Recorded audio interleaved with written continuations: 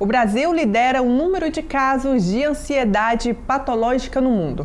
O transtorno acomete mais de 9% dos brasileiros. Na América Latina, o país também lidera o número de casos de depressão. Só no primeiro ano da pandemia, a incidência das duas doenças teve aumento de 25% no planeta. Os dados são da Organização Mundial da Saúde. No entanto, as pessoas ainda têm resistência para procurar ajuda especializada pela ideia de que os problemas de origem mental possam ser resolvidos por conta própria. Especialistas afirmam que não há remissão espontânea de casos de ansiedade e depressão. Daí a importância de se buscar ajuda e tratamento especializado. E para falar sobre esse assunto tão importante que envolve a saúde mental e o aumento dos casos de suicídio, estamos recebendo a médica psiquiatra, especialista em psiquiatria da infância e adolescência, Aline Valadares Salim. Seja muito bem-vinda, doutora Aline. É uma honra recebê-la aqui no Alego Mulher. Esse programa ele é dedicado a mulheres, que são personalidades do nosso estado, do nosso país, e também pessoas dedicadas, de alguma forma, às causas da sociedade, no caso, a senhora aqui representando a área da saúde. É um prazer tê-la aqui. Muito obrigada, Honória, Mona Lisa e Daniela.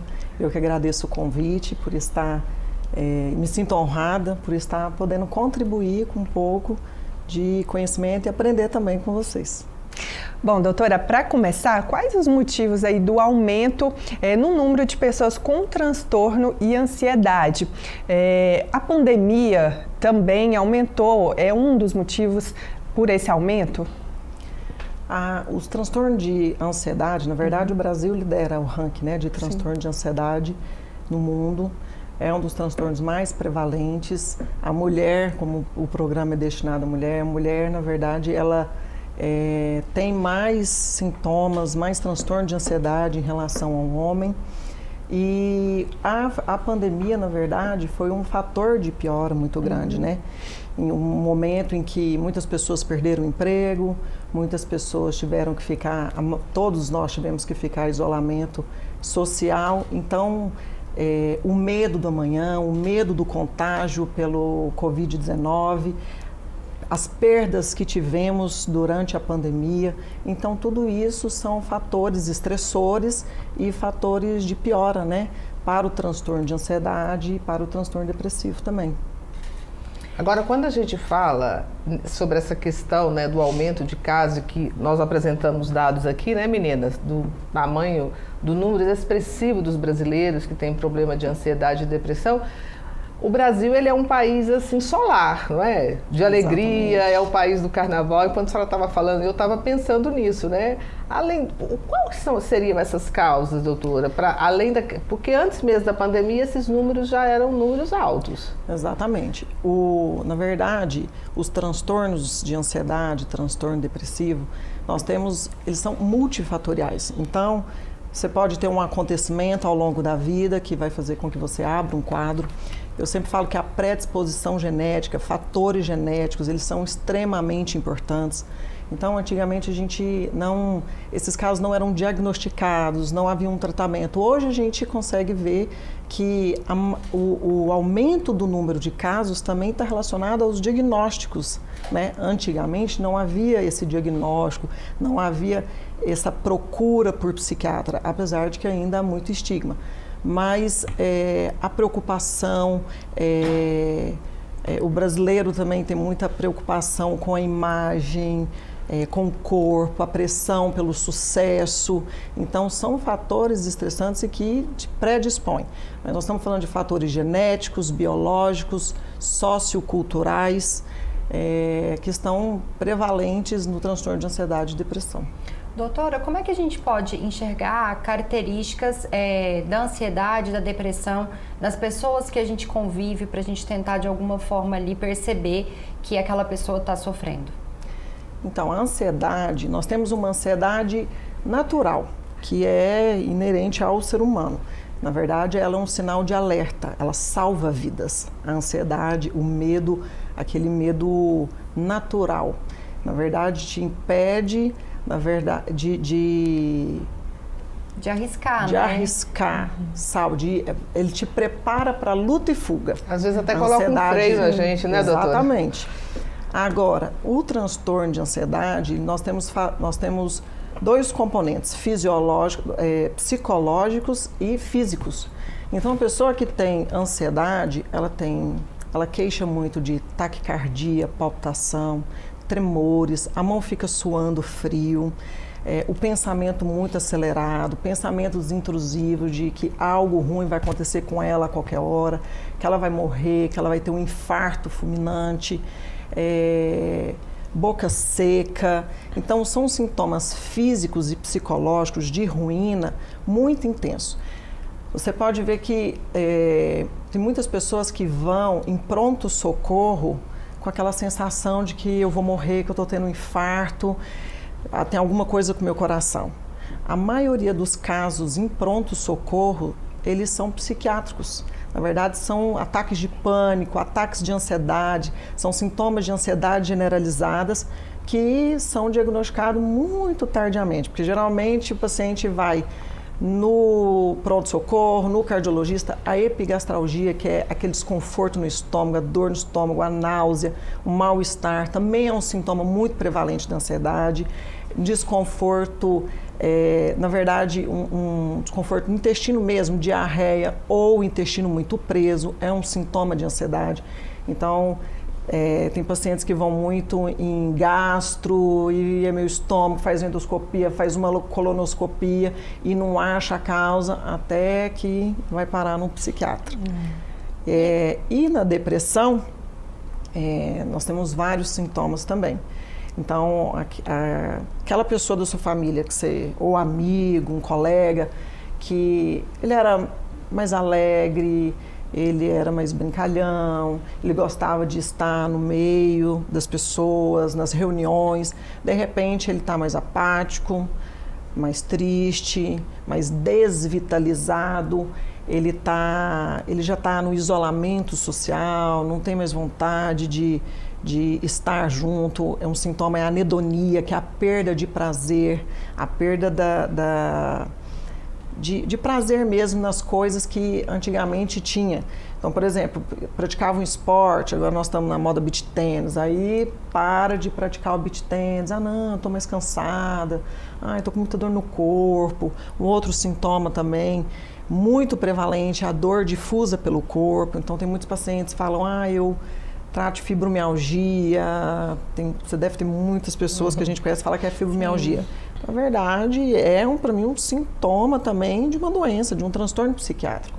A dor difusa pelo corpo, o niilismo, os pensamentos de ruína, nada para mim vai dar certo, eu não vou conseguir passar de ano, eu não vou conseguir arrumar um bom emprego. Então, você vê que a pessoa está sempre negativa. E o mais importante de todos, que é o pensamento, ideação suicida.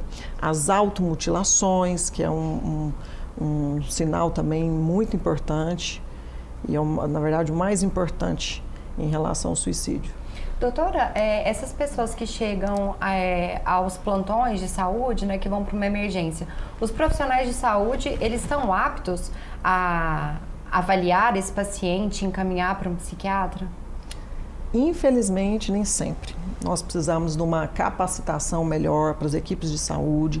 Nós temos, vários serviços de saúde, temos o CAPS, temos ambulatórios, mas essas equipes, tem muitas que estão treinadas, mas a grande maioria não.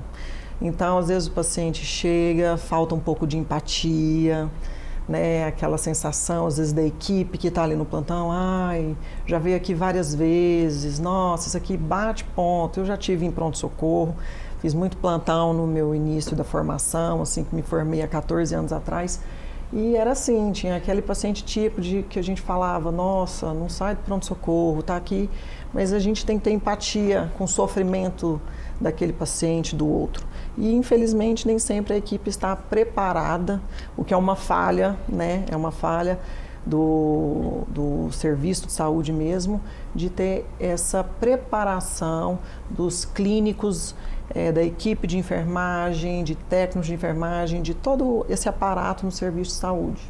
Doutora, e tem um nível tolerável de ansiedade? Porque todos nós temos ansiedades no dia a dia. Como identificar isso e perceber que isso se tornou um transtorno? Tudo aquilo que te traz a disfuncionalidade, então você deixa de ser funcional em alguma área da sua vida por conta da ansiedade, do transtorno de ansiedade, é já o sinal que você precisa de intervenção, tanto de psicoterapia ou de intervenção medicamentosa, de um acompanhamento especializado. Mas é tudo aquilo que deixa de ser funcional. Então, eu começo a ser disfuncional nos meus relacionamentos interpessoais, tanto em relação à ansiedade quanto depressão. Eu começo a parar de sair de casa porque eu estou com medo de que algo ruim aconteça. Ou as crises de ansiedade, de palpitação, de taquicardia, de tremores. Não vou sair porque eu vou começar a sentir vou ter todos esses sintomas novamente. Então, tudo que te tira da sua funcionalidade é o momento de você fazer uma intervenção. Porque a ansiedade natural realmente... Esse seria o primeiro sinal para buscar ali um especialista. Para buscar uma ajuda. Doutora, agora entrando aqui nessa questão das fases da existência humana, né? Cada fase tem seus desafios, né? Da infância, adolescência, a vida adulta. Aí quando parece que está todos os problemas resolvidos, vem a questão do envelhecimento. Exatamente. Antes disso, a mulher passa também pela fase da menopausa, que são muitas mudanças também no organismo. A senhora concorda que para cada fase da vida tem um desafio diferente? E eu pergunto para a senhora, tem uma receita aí para não ficar ansioso em cada fase da vida? Isso é muito difícil, mas realmente em cada fase da vida nós temos desafios.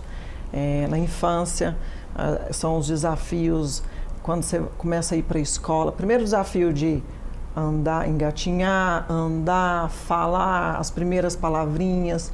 Depois você começa a ir para a escola, a alfabetização. Tudo isso são fases e todas as fases traz uma certa ansiedade, que tem que ser uma ansiedade normal, não patológica. Logo depois de ser alfabetizado, eu falo que a mulher tem 3 momentos assim, cruciais na vida, que é a puberdade, quando a menina entra na menarca, que é a primeira menstruação, então ela tem um boom hormonal.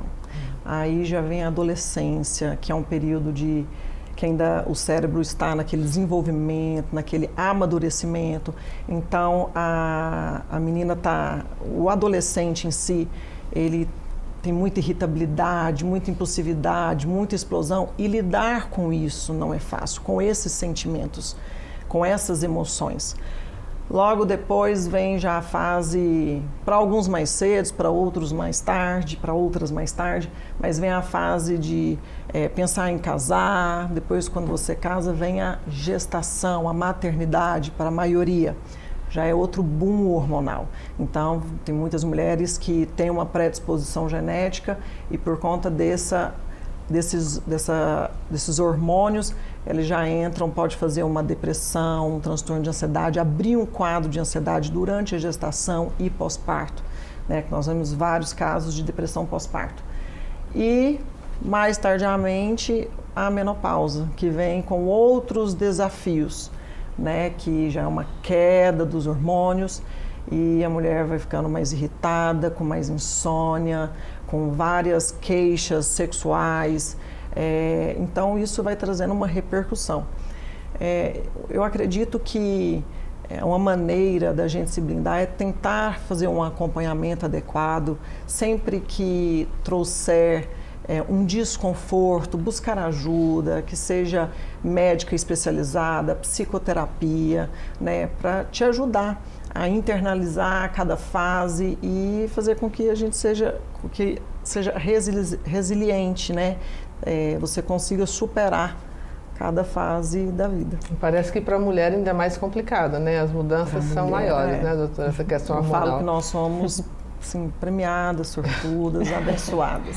Certo. Doutora, em relação a alguns outros tipos de transtorno, por exemplo, uma pessoa que ela tem um transtorno alimentar ou ela está ali no espectro autista e não foi diagnosticada, essa pessoa, por não entender o que está acontecendo ali, ela pode vir a ter uma depressão, mas uma depressão conjunta por conta de um outro transtorno?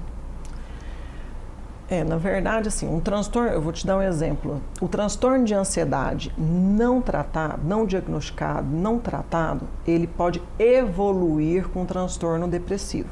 Mas nos outros transtornos, eu não posso falar que, por exemplo, esquizofrenia, transtorno espectro autista, eles podem, por não serem diagnosticados e tratados, abrir um quadro de um outro transtorno. Na verdade, são comorbidades.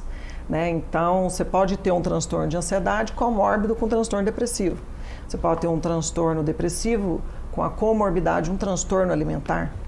Você pode ter um transtorno do espectro autista e transtorno bipolar. O TDAH, o transtorno de déficit de atenção e hiperatividade, na verdade, é um dos transtornos mais prevalentes com o transtorno do espectro autista, como comorbidade. Então, não digo um desencadeando o outro, mas é óbvio que tudo que não tem um tratamento adequado vai deixando o indivíduo mais suscetível a abrir outros quadros que estavam ali latentes, que estavam ali adormecidos e por falta de um adequado acompanhamento começa a abrir um quadro. Agora, entrando mais nessa questão aí do suicídio, doutora, estou vendo que a senhora está até com a roupa amarela, né, com o símbolo aí da campanha do Setembro Amarelo. De acordo com dados da Organização Mundial de Saúde, a cada 40 segundos, uma pessoa tira a sua própria vida no mundo. Um dado alarmante, né? Alarmante. E que envolve pessoas de todas as idades, de todas as classes sociais. Além dessas questões da depressão e da ansiedade, que nós já falamos aqui no programa, tem outros fatores que a senhora poderia dizer que leva as pessoas a desejar tirar a sua própria vida? Porque eu estava lendo hoje sobre esse assunto, até comentei com as meninas na nossa reunião de pauta. Meninas, aqui é a intimidade da redação de ser colegas, né? Que para cada pessoa que tira a vida, 20 pessoas tentaram também tirar a sua própria vida. Quer dizer, é muita gente em sofrimento, né? Quando pensa que morrer é melhor do que continuar vivendo ou lutando para viver. Quais seriam os fatores para o aumento desses dados? Ou a senhora acha que não está tendo um aumento de dados, é porque agora também isso tem sido mais falado, os dados são divulgados? Então, eu fiz questão hoje de vir de amarelo, com a minha fitinha, porque nós estamos num mês muito importante, é uma campanha internacional que é o Setembro Amarelo, que é uma campanha que traz um diálogo, uma conscientização a respeito da prevenção do suicídio. Na verdade, cerca de 800 mil pessoas cometem suicídio por ano. 3 mil pessoas cometem suicídio por dia. E a cada 40 segundos tem uma pessoa cometendo suicídio. Durante 3 a 4 segundos tem alguém cometendo uma tentativa de autoextermínio. É muita coisa. É muito, é um dado. Por isso que a campanha do Setembro Amarelo, que foi iniciada em 2003, aqui no Brasil foi 2015, uma iniciativa do Centro de Valorização da Vida, o Conselho Federal de Medicina e a Associação Brasileira de Psiquiatria. Foi uma iniciativa deles para a gente conscientizar a respeito do mês sobre da prevenção do suicídio. O suicídio, na verdade, ele é multifatorial. Não tem como você falar, o suicídio é por tal causa, por conta de depressão, por conta de ansiedade. Não, ele é multifatorial. E ele depende muito de todas as faixas etárias. Na criança, o sentimento que ela tenha de uma forma que podem levar ao suicídio. Às vezes ela cursa com um sentimento de raiva, de confusão, de muita irritabilidade. No adolescente, principalmente, a impulsividade. Eu digo hoje que, para mim, um dos piores fatores é a impulsividade. Mais homens cometem suicídio, 3 vezes mais homens do que em mulheres. São consumados, mas as mulheres tentam mais suicídios, 2 vezes mais do que os homens. Por quê? Porque os homens, geralmente, eles buscam tentativas mais letais. As mulheres, tentativas, elas tentam mais e não têm essa eficácia, né? Mas essas tentativas, elas estão muito relacionadas, igual na adolescência tem muita impulsividade, o homem também tem um aumento muito grande da impulsividade, da irritabilidade, da heteroagressividade. E o que mais me preocupa hoje são os raptos suicidas. São aquelas pessoas que elas estão deprimidas, mas com uma alta energia. Hoje, na verdade, o que estudos mostram é que os transtornos depressivos e o transtorno afetivo bipolar, em estados mistos, são os maiores responsáveis.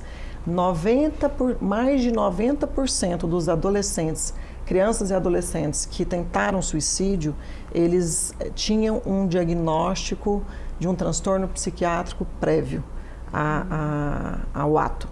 E na população em geral, não só em crianças e adolescentes, mais do que 97% dos casos de suicídio tinham um diagnóstico prévio de transtorno psiquiátrico. Então, nós estamos falando de uma prevalência altíssima de transtorno psiquiátrico nos suicídios.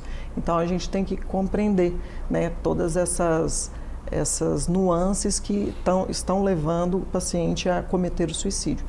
Mas o mais importante é a gente tentar essa prevenção, tentar buscar, fazer uma escuta importante, né, dessas pessoas, não desmerecer, não achar que o que eu escuto muito no consultório é: ai, doutora, se ele quisesse morrer, já tinha morrido, já tinha buscado um método mais eficaz. Eu já ouvi de pacientes, às vezes, falar assim: ai, doutora, você quer saber? Se tivesse morrido, dava até um alívio pra gente. Então, isso é perigosíssimo.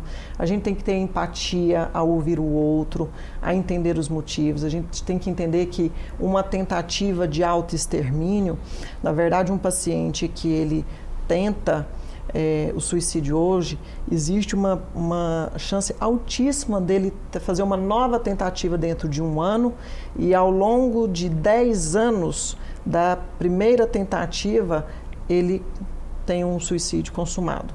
Então, isso é muito importante, né? Doutora, pegando o gancho aí da sua resposta, falando de família agora, né? Como que a família e até amigos podem identificar aí uma pessoa que está com pensamentos suicida, de que forma que essa pessoa pode ser ajudada, principalmente pela família? Então, a cada 10 pessoas que cometem suicídio, 9 poderiam ter sido evitadas. As pessoas que cometem suicídio, elas dão indícios, elas dão sinais de que elas estão pensando nisso. Então, às vezes é uma fala de: ah, eu estou cansado da vida. Ah, eu acho que não vale a pena viver. Eu acho que seria melhor se eu morresse. Acho que minha família estaria melhor se eu não estivesse aqui. Eu acho que eu sou um peso para minha família. Acho que eles estariam muito mais felizes. A criança fala muito isso, né? A criança fala: ai, como eu sou psiquiatra da infância e adolescência, recebo muitas crianças e adolescentes no consultório. A criança fala muito assim: doutora, eu acho que se eu não existisse, minha família estaria mais feliz. Eu sou um peso para minha família. Então, esses são sinais, fora sinais de alta energia. O que significa alta energia, doutor? Geralmente são depressões, porque geralmente a gente pensa assim, ó, o paciente deprimido, ele está sem energia, desvitalizado, ele está apático, ele está melancólico. Mas existe essa depressão, principalmente nos estados mistos, transtorno afetivo bipolar, que é uma depressão com muita irritabilidade, com muita agressividade, com muita agressividade, com muita impulsividade. Então, é aquele paciente que joga os objetos, bate porta, às vezes com uma violência em casa, às vezes agride a mãe, agride a esposa, ou a esposa também avança no esposo. Então, são estados de alta energia. Esses estados de alta energia, eles são muito perigosos, porque eles podem induzir um rapto suicida. Então, no momento de muita impulsividade, o paciente não vê não consegue. Se ele tivesse com uma energia mais baixa, ele conseguiria pensar e falar: não, consigo uma solução, deixa eu pensar numa solução que não o suicídio. Mas nesses estados de alta energia, de muita impulsividade, no impulso ele comete o suicídio, sem pensar. Doutora, em relação a medicamentos, como é que a gente consegue... Eu conheço pessoas que já até foram algumas vezes no psiquiatra, vão na terapia, mas não dão continuidade porque tem muito medo de tomar remédio ou por conta de julgamento mesmo ali no seu ambiente, medo de ser julgado, de falar que toma medicamento psiquiátrico. Como que a gente pode ajudar essas pessoas e tirar essa discriminação com pessoas que vão ao psiquiatra e que precisam, às vezes, tomar remédio? Isso é um estigma altíssimo, não é só das pessoas que não têm muito conhecimento. Às vezes o estigma e o preconceito vem até de colegas médicos, quando chega o filho com um transtorno, até para o tratamento. Eu não quero uma medicação que deixa ele dopado, eu não quero uma medicação que ele vai mudar de personalidade. As pessoas têm muito esse tabu de achar que uma medicação vai alterar a sua personalidade. Então, o estigma, na verdade, é um grande problema, porque eu vou te usar um exemplo que eu uso sempre no consultório para os pacientes.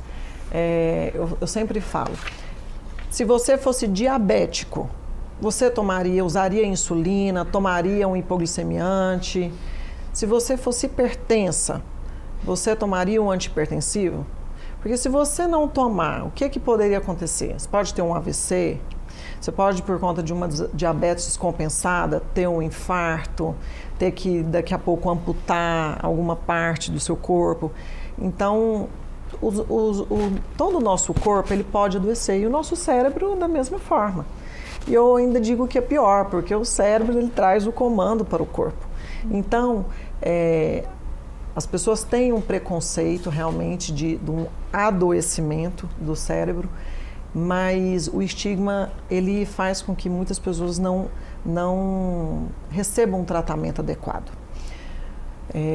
Quando o paciente ele adere ao tratamento, ele tem um bom acompanhamento, porque eu também digo que às vezes é culpa dos profissionais que só prescrevem uma medicação ali, não psicoterapizam o paciente, não entra no campo existencial do paciente, das suas dores, das suas dificuldades, das suas angústias.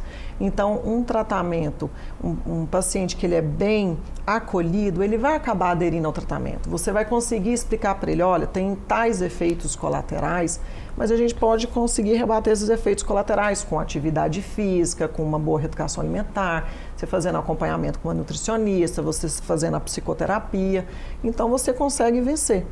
Mas, infelizmente, os mitos relacionados à medicação, eles fazem com que o paciente se distancie cada vez mais do tratamento, o que é um tabu e que tem que ser desmistificado. Agora, a senhora falou aí, né, que quem está tratando aquele paciente, no caso o especialista, como a senhora, precisa de ter esse entendimento mais holístico, né, do ser de forma integral. Exatamente. Em relação a isso, o que diz a ciência acerca da relação entre a fé e o equilíbrio das emoções? Hoje tem se falado muito na busca da espiritualidade também, né? Até para tratar essas questões aí desse século. Exatamente. Na verdade, acho que em todos os congressos de psiquiatria, nos últimos congressos que eu estive, todos têm sido abordada a questão da espiritualidade, porque já é científico que a espiritualidade ela é um fator de proteção, independente da sua crença. Independente no que você crê, no Deus que você crê, em qualquer coisa. Então, se você crê que se tem algo que te prenda neste mundo, que esse que é o intuito, né? Um objetivo, qual é o seu objetivo de vida? O que é que te prende nesse mundo? Então, se você crê em algo que te prende nesse mundo, um propósito de vida, é um fator de proteção. Porque quando tem pessoas que falam assim, eu sou ateu, mas elas, eu acredito, às vezes, que pode ter uma energia, eu acredito que tem algo que envolve o universo, eu não sei explicar o quê, né? E isso é um fator de proteção. Porque quando você não tem objetivo de vida, quando você não tem propósito de vida, isso já se torna um fator de risco, né, para o suicídio. Não tem por que eu estar aqui. Doutora, e para finalizar, queria que a senhora falasse da importância de campanhas de prevenção ao suicídio como o Setembro Amarelo. A campanha do Setembro Amarelo, como eu já falei anteriormente, é extremamente importante. Eu acho que a gente não deve ser só em setembro. Se nós estamos falando de números altíssimos, como uma pessoa cometendo suicídio a cada 40 segundos, eu acho que a campanha deveria ser, a gente deveria estar falando isso mais, não só fazendo toda essa propaganda de setembro. Nós temos o Janeiro Branco, que também fala, né, da promoção de saúde mental, e são campanhas importantes. Eu acho que tem que ser falado em todos os ambientes de trabalho, nas escolas, nos hospitais, porque às vezes você está dentro do hospital, vou te dar um exemplo, no Hospital Araújo Jorge Câncer, tem pessoas que receberam o diagnóstico ali e estão pensando. E ter uma pessoa, ter alguém conversando a respeito disso é importante, fazendo campanhas, né, a respeito da prevenção do suicídio é extremamente importante, porque salva vidas, né? Lembrando que ela disse no início que de 10 a cada 10 suicídios, 9 poderiam ter sido evitados. Muito forte. Então dá para ser feito muita coisa, né? Dá para ser feito muita coisa. Agir salva vidas, né? Doutora Aline, quero te agradecer por essa entrevista, pela sua participação aqui no Alegre Mulher. Realmente informações valiosíssimas. Obrigada.